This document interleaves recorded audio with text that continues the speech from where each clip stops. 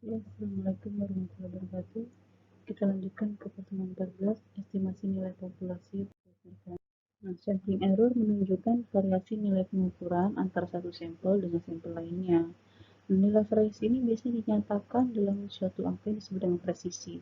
Sedangkan non-sampling error, atau disebut juga dengan bias, ini merupakan kesalahan yang terjadi pada proses pengukuran.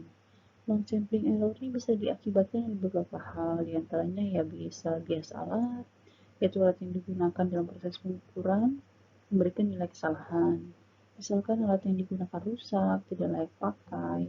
Nah, hal kedua adalah bias pengukur, yaitu kesalahan akibat si pengukur, human error. Misalnya si pengukur salah membaca alat, salah membaca, dan sebagainya. Nah, ketiga adalah bias metodologi, yaitu kesalahan dalam menetapkan metodologi pengukuran. Dalam hal ini, metodologi yang digunakan dalam proses pengukuran tidak sesuai dengan karakter populasi yang akan diukur. Nah, contoh bias metodologi adalah kesalahan dalam menerapkan teknik dan metode sampling. Nah, hubungan antara sampling error dan non-sampling error ini bisa kita lihat di matriks seperti ini ya. Nah, jadi kalau kita perhatikan bahwa jika pusat lingkaran adalah nilai tengah populasi dan titik-titiknya ini adalah nilai pengamatan pada sampel, nah maka pengukuran yang akurat adalah pada posisi sampling error yang rendah dan non-sampling error yang rendah juga. Nah, apabila masalah bias telah bisa kita atasi ya dan bernilai 0, maka besarnya akurasi ya bisa diukur dengan nilai presisi. Nah, nilai presisi itu dinyatakan dengan rumus P sama dengan S X bar dibagi X bar, di mana S X bar sama dengan S dibagi akar N. Jadi nilai P menyatakan presisi, kemudian S X bar ini menyatakan nilai standar error, dan X bar ini nilai rata-rata dari sampel yang diamati. S sendiri adalah standar deviasi sampel kan, dan N adalah banyaknya sampel yang diamati. Nah, semakin kecil nilai P-nya, maka variasi nilai pengamatan antar sampel semakin kecil atau precise. Nah, namun semakin besar nilai P, maka variasi atau pengamatan antar sampel semakin besar atau unprecise. Nah, jika ukuran sampel semakin besar, maka distribusi samplingnya menjadi semakin mendekati normal. Nah, apapun distribusi populasinya. Nah, jika nilai sigma tidak diketahui dan data populasi mengikuti sebaran normal, maka estimasi nilai populasi dapat didekati dengan nilai confidence interval atau CI. Nah, rumusnya seperti ini. Nah, itu bisa juga ditulis. Nah, nilai T itu didapat dengan menggunakan tabel sebaran T-students. Nah, untuk pembuka tabel T adalah nilai alfa dan raja bebasnya N-1. Nah, ini adalah ilustrasi estimasi nilai populasi dengan CI.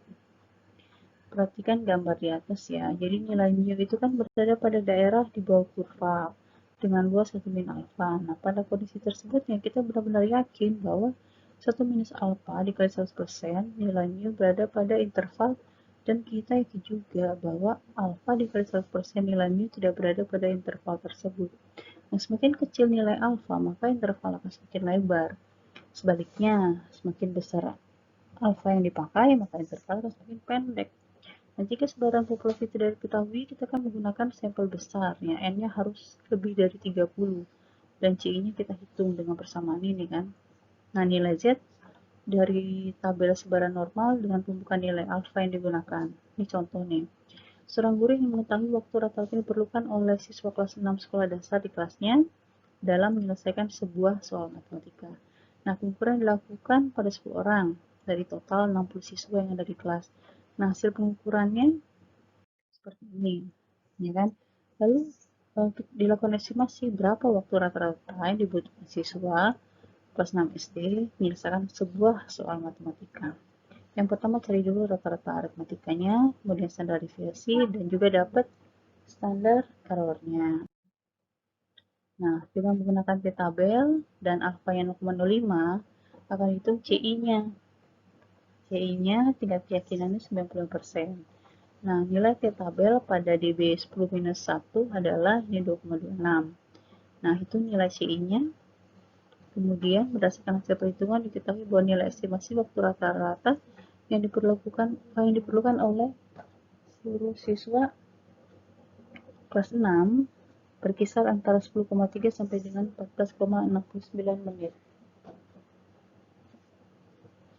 Begitu. Kalau dengan MS Excel, ya kita carilah average-nya, ya kan. Kemudian untuk hitung CI, kita pakai deskriptif statistiknya.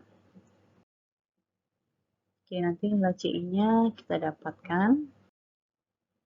Ya, dan hasilnya pasti sama ya.